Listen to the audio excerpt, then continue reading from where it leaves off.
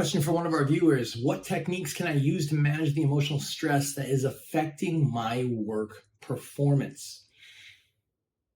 Well, one of the techniques that you can use is at a really basic level. It's something that we use from neuro-linguistic programming, or NLP. It's what we call emotional reframing. Emotional reframing. So what is that? What does that mean?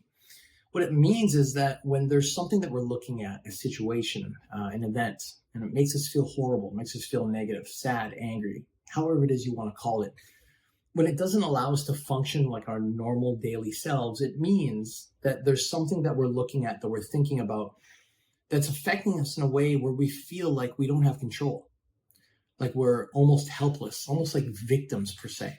And I know for a lot of us, me included, when my dad was passing away, there was a period of time where I felt like a victim in the sense that I wanted to help him. I wanted to do more. You know, I went and spoke to other doctors, scientists, people that were naturopaths, people that had dealt with cancer situations in some of their own clients as well. And I got a lot of advice and I got a lot of help. But no matter how much I tried to help, my dad during that time didn't want to listen to any of it unless it was coming out of his own doctor's mouth, which, you know, I'm not trying to judge. I'm not saying is right or wrong.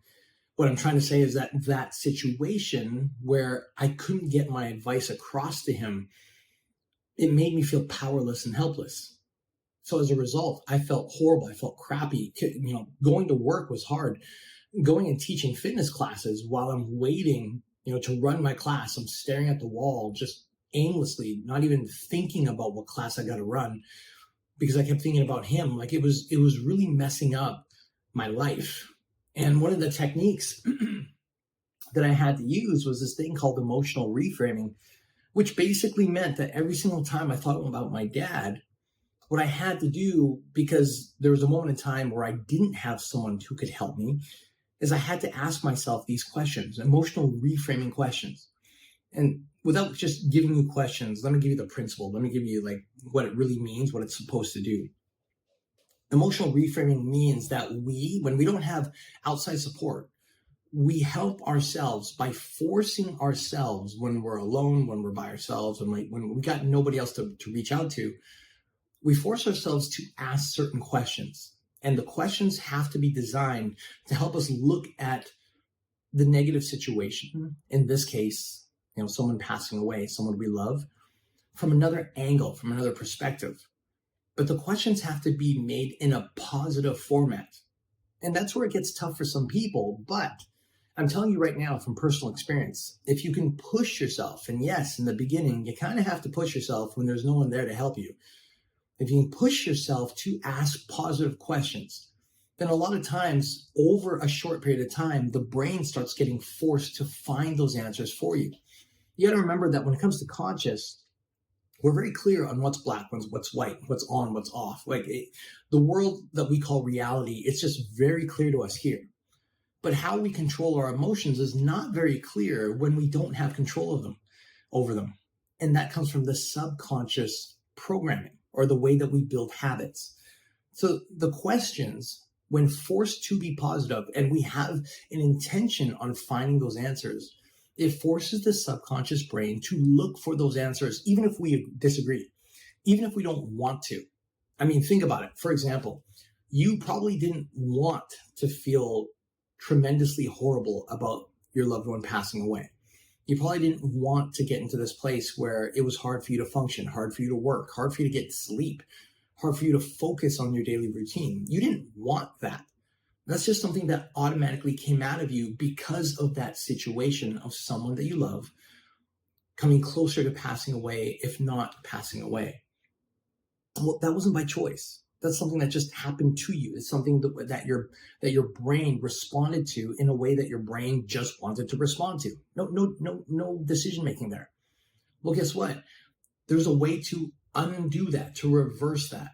And it's a little bit tougher, but again, it boils down to your ability to ask the question repeatedly and tell yourself that you expect, not now, but eventually, that you eventually expect to get the answers to these questions.